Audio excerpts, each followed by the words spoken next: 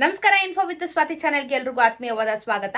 ಗೃಹಲಕ್ಷ್ಮಿ ಬಗ್ಗೆ ಉದಾಸೀನವಾಗಿರುವಂತ ಕೆಲವೊಂದಷ್ಟು ಮಾತುಗಳು ಇವಾಗ ನಮಗೆ ಬಂದಿರುವಂತದ್ದು. ಸ್ವತಃ ಲಕ್ಷ್ಮಿ ಹೆಬ್ಬಾಳ್ಕರ್ ಅವರೇ ಈ ತರ ಒಂದು ಸ್ಟೇಟ್ಮೆಂಟ್ಗಳನ್ನ ಕೊಡ್ತಾ ಇದ್ದಾರೆ. ಮಿಕ್ಕಿರುವಂತ ಹಣನ ಯಾವಾಗ ನೀವು ಜಮಾ ಮಾಡ್ತೀರಾ ಅಂತ ಕೇಳಿದ್ರೆ ಏನೇನೋ ಪ್ರಶ್ನೆಗಳಿಗೆ ಏನೇನೋ ಉತ್ತರನ ಕೊಡ್ತಾ ಇದ್ದಾರೆ. ನಿಜವಾಗ್ಲೂ ಇವ್ರ ಹತ್ರ ಹಣ ಇಲ್ಲ ಅಂತಾನೆ ಕಾಣಿಸ್ತಾ ಇದೆ. ಬಿಕಾಸ್ ಇವಾಗ 23ನೇ ಕಂತಿನ ಹಣ ಇವಾಗ ಸುಮಾರು ಮಹಿಳೆಯರಿಗೆ ಬಂದು ಕ್ಲಿಯರ್ ಆಗ್ಬೇಕಾಗಿತ್ತು. ಇನ್ನೂ ಬಂದಿಲ್ಲ ಅಂತ ಅಂದ್ರೆ ಎಷ್ಟು ಲೂಪ್ ಹೋಲ್ಸ್ಗಳನ್ನ ಸರ್ಕಾರ ಇಟ್ಕೊಂಡಿದೆ ಅಂತ ಹೇಳಿ ಎದ್ದು ಕಾಣಿಸ್ತಾ ಇದೆ. ಸೀರಿಯಸ್ ಆಗಿ ಒಬ್ರು ಮಿನಿಸ್ಟರ್ ಆದಾಗ ಅವ್ರಿಗೆ ಆಗಿರುವಂತ ಕೆಲವೊಂದಷ್ಟು ಜವಾಬ್ದಾರಿಗಳಿರುತ್ತೆ. ಮೀಡಿಯಾದವರಾಗಿರ್ಬೋದು ಅಥವಾ ಪಬ್ಲಿಕ್ ಅವರಾಗಿರ್ಬೋದು, ಅವರ ಒಂದು ಆಪೋಸಿಟ್ ಪಕ್ಷದವರೇ ಪ್ರಶ್ನೆ ಮಾಡಿದಾಗ ಅದಕ್ಕೆ ಕರೆಕ್ಟಾಗಿ ಉತ್ತರನ ಕೊಡಬೇಕು. ಅದನ್ನ ಬಿಟ್ಟು ಬೇರೆ ಬೇರೆ ಎಕ್ಸಾಂಪಲ್ಸ್ಗಳನ್ನ ಕೊಟ್ಕೊಂಡು ಮಾತನ್ನ ಮರೆಸ್ಕೊಂಡು ಹಣ ಇವತ್ತು ನಾಳೆ ಅಂತ ಹೇಳಿ ಇಷ್ಟು ದಿನ ಕಾಲನ ಕಳೆದಾಯ್ತು. ಡಿಸೆಂಬರ್ 10ನೇ ತಾರೀಕು ಮುಗಿದಾಗೋಯ್ತು. ಇನ್ನು ಯಾವಾಗ ಹಣ ಬರುತ್ತೆ ಅನ್ನೋದ್ರ ಬಗ್ಗೆ ಈಗ ಒಂದು ಅಪ್ಡೇಟ್ ಬಂದಿದೆ. ಅದ್ರ ಬಗ್ಗೆ ವಿಡಿಯೋದಲ್ಲಿ ತಿಳಿಸ್ಕೊಡ್ತೀನಿ. ಚಾನಲ್ ಸಬ್ಸ್ಕ್ರೈಬ್ ಮಾಡ್ಕೊಂಡು ವಿಡಿಯೋನ ಕಂಟಿನ್ಯೂಸ್ ಆಗಿ ಸ್ಕಿಪ್ ಮಾಡಿದಿರೋ ಹಾಗೆ ವಾಚ್ ಮಾಡಿ ಅಂತ ಕೇಳ್ಕೊತಾ ಇದ್ದೀನಿ. ಈಗ ಆಲ್ರೆಡಿ ಗೃಹಲಕ್ಷ್ಮಿ ಹಣ ಬರಬೇಕಾಗಿತ್ತು, ಕ್ಲಿಯರೆನ್ಸ್ ಆಗಬೇಕಾಗಿತ್ತು. ಬಿಕಾಸ್ ಇವರೇ ಹೇಳಿರೋ ಹಾಗೆ ಡಿಸೆಂಬರ್ ಮೊದಲನೇ ವಾರದಲ್ಲಿ ನಾವು ಏನು 23ನೇ ಕಂತಿನ ಹಣನ ಪೆಂಡಿಂಗ್ ಇಟ್ಕೊಂಡಿದೀವಿ ಅದನ್ನ ಕ್ಲಿಯರೆನ್ಸ್ ಕೊಡ್ತೀವಿ ಅಂತ ಹೇಳಿ ಕೂಡ ಸ್ಟೇಟ್ಮೆಂಟ್ ನ ಕೊಟ್ಟಿದ್ರು. ಆದ್ರೂ ಇನ್ನೂ ಸಮೇತ ಕ್ಲಿಯರೆನ್ಸ್ ನ ಕೊಡ್ಲಿಲ್ವಲ್ಲ. ಇದಕ್ಕೆ ಏನ್ ಮಾಡೋಣ? ಇದಕ್ಕೆ ಯಾರ ಹತ್ರ ಹೋಗಿ ನಾವು ಪ್ರಶ್ನೆನ ಕೇಳೋಣ? ಮೊನ್ನೆ ಏನಾಗಿದೆ, ಇವ್ರದ್ದು ಒಂದು ಸಭೆ ನಡೆಯುತ್ತಲ್ಲ, ಅಲ್ಲಿ ವಿಪಕ್ಷದವರು ಕೇಳಿದ್ದಾರೆ, ನೀವು ಬರೀ 23ನೇ ಕಂತಿನ ಹಣದ ಬಗ್ಗೆ ಫೋಕಸ್ ಮಾಡ್ತಾ ಇದ್ದೀರಾ, ಆದ್ರೆ ನಮಗೆ ಬಂದಿರುವಂತ ವರದಿಗಳ ಪ್ರಕಾರ ಇನ್ನೂ ಹಳೆಯ ದುಡ್ಡುಗಳೇ ಪೆಂಡಿಂಗ್ ಇದೆ, ಇದನ್ನ ಯಾವಾಗ ಕೊಡ್ತೀರಾ ಅಂತ ಹೇಳ್ಬಿಟ್ಟು ಕ್ವಶನ್ ಮಾಡಿದ್ದಾರೆ. ಕರೆಕ್ಟ್ ಅಲ್ವಾ? ನಾನು ಎವ್ರಿ ಟೈಮ್ ಹೇಳೋದು ಇದಕ್ಕೇನೆ. ಬರೀ ನಾವು ಒನ್ ಪಾಯಿಂಟ್ ಆಫ್ ವ್ಯೂ ಅಲ್ಲಿ ನೋಡಬಾರ್ದು. ಸರ್ಕಾರದವ್ರು 23ನೇ ಕಂತಿನ ಹಣ ಮಾತ್ರ ಕೊಟ್ಟಿಲ್ಲ ಅಂತ ಹೇಳಿ ಎಲ್ಲದೂ ಕಂಪ್ಲೇಂಟ್ ಇರುತ್ತೆ. ಬಟ್ ಕೆಲವೊಂದಷ್ಟು ಜನರಿಗೆ 23ನೇ ಕಂತಿನ ಹಣನೂ ಜಮಾ ಆಗ್ಬಿಟ್ಟಿದೆ. ಬಟ್ ಇನ್ನು ಕೆಲವೊಂದಷ್ಟು ಜನರಿಗೆ 21ನೇ ಕಂತಿನ ಹಣದಿಂದನೂ ಹಣ ಜಮಾನೇ ಆಗಿಲ್ಲ. ಇಂಥವ್ರ ಕಷ್ಟನೂ ಕೇಳಬೇಕಲ್ಲ ಸರ್ಕಾರ. ಅದಕ್ಕೇನೆ ಪಬ್ಲಿಕ್ ರಿವ್ಯೂ, ಮೀಡಿಯಾ ರಿವ್ಯೂನ ಅವರು ಕೇಳಬೇಕು ಅಂತ ಹೇಳೋದು ನಾವು.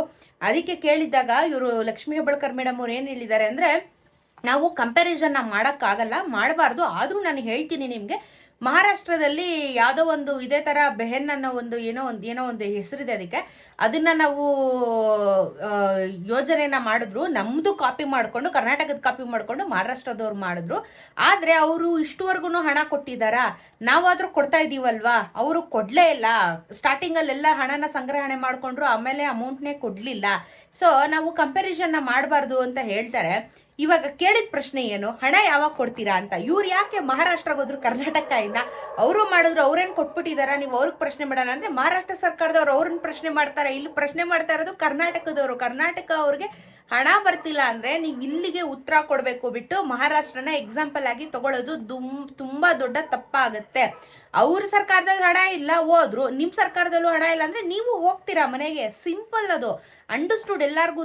ನೀವು ಯಾರ್ ಈ ಪಕ್ಷ ಆ ಪಕ್ಷ ಅಂತ ಮ್ಯಾಟ್ರೇ ಆಗಲ್ಲ. ನೀವ್ ಹೇಳಿರೋದಕ್ಕೆ ನೀವೇ ಹೊಣೆ ಆಗೋದು ಇದಕ್ಕೆ. ಓಕೆನಾ? ಸೊ ನೀವು ಎಕ್ಸಾಂಪಲ್ಸ್ನ ಯಾವಾಗ್ಲೂ ಕೊಡ್ತೀರಾ. ಇದು ಮೊದಲನೇ ಸತಿ ಎಲ್ಲ ಕೊಡ್ತಿರೋದು.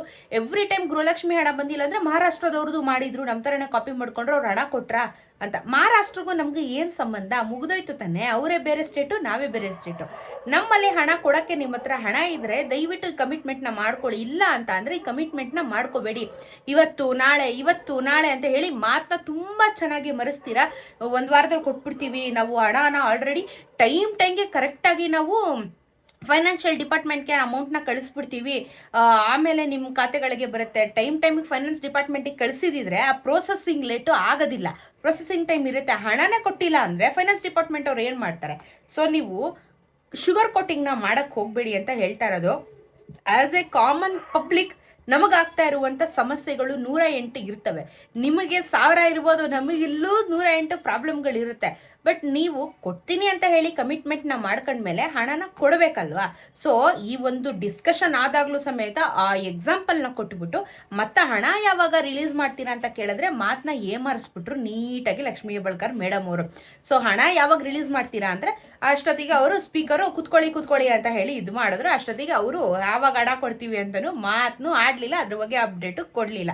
ಸೊ ಏನಾಗುತ್ತೆ, ಈ ತರ ಬೇರೆ ಬೇರೆ ಎಕ್ಸಾಂಪಲ್ಸ್ಗಳನ್ನ ಇವರು ಸೆಟ್ ಮಾಡ್ಕೊಂಡು ಬೇರೆ ಬೇರೆ ವಿಚಾರಗಳನ್ನ ಮಾತಾಡ್ತಿದ್ರೆ ನಮ್ಮ ಕಷ್ಟ ಕೇಳೋರು ಯಾರು ಸ್ವಾಮಿ ಇಲ್ಲಿ? ಸೊ ಗೃಹಲಕ್ಷ್ಮಿದು ಈ ಅಪ್ಡೇಟ್ ಅಷ್ಟೇ ಬಂದಿರೋದು. ಹಣ ಯಾವಾಗ ಕೊಡ್ತೀವಿ, ಅಷ್ಟು ಗಲಾಟೆ ಆದ್ರೂ ಹಣ ಯಾವಾಗ ಕೊಡ್ತೀವಿ ಅಂತ ಬಾಯ್ ಬಿಡ್ಲಿ ಹೇಳಲಿಲ್ಲ. ಕೊಡ್ತೀವಿ, ಒಂದೇ ಕಂತು ಪೆಂಡಿಂಗ್ ಇರೋದು. ಇವಾಗ ನವಂಬರ್ದೊಂದು 23, ನವಂಬರ್ದೊಂದು ಕೊಡಬೇಕು ನಾವು, ಅಕ್ಟೋಬರ್ ನವಂಬರ್ದು. ಇವಾಗ ಡಿಸೆಂಬರ್ ಹೇಳಿದ್ದೀವಿ, ಇನ್ನು ಬರಬೇಕು 24ನೇ ಕಂತಿನ ಹಣ ಹಾಕ್ತೀವಿ ಅಂತ. ಹಳೆ ಪೆಂಡಿಂಗ್ ಅಮೌಂಟ್ ಎಲ್ಲ ಏನು ಮಾಡಿದ್ರಿ ಹಾಗಾದರೆ? ಸೊ ಅದ್ರ ಬಗ್ಗೆ ಮಾತ್ರ ಯಾರು ಮಾತಾಡಲ್ಲ ಬಿಡಿ. ಸೊ ಗೃಹಲಕ್ಷ್ಮಿದಂತೂ ಸದ್ಯಕ್ಕಂತೂ ಈ ಡೇಟ್ಗೆ ಕೊಡ್ತೀವಿ, ಆ ಡೇಟ್ಗೆ ಕೊಡ್ತೀವಿ ಅಂತಲೂ ನಿನ್ನೆನೂ ಹೇಳಲಿಲ್ಲ ಅವರು ಈ ಮೀಟಿಂಗ್ ಆದಾಗ್ಲೂ. ಇನ್ಯಾವಾಗ ಕೊಡ್ತಾರೆ ಅಂತ ಹೇಳಿ ನಾವೇ ಕಾದು ನೋಡಬೇಕು, ಅಥವಾ ಯಾರಿಗಾದ್ರೂ ಬಂದಾಗ ಓಕೆ ಬರ್ತಾ ಇದೆ ಅಂತ ಹೇಳಿ ನಮಗೆ ಗ್ಯಾರಂಟಿ ಆಗುತ್ತೆ.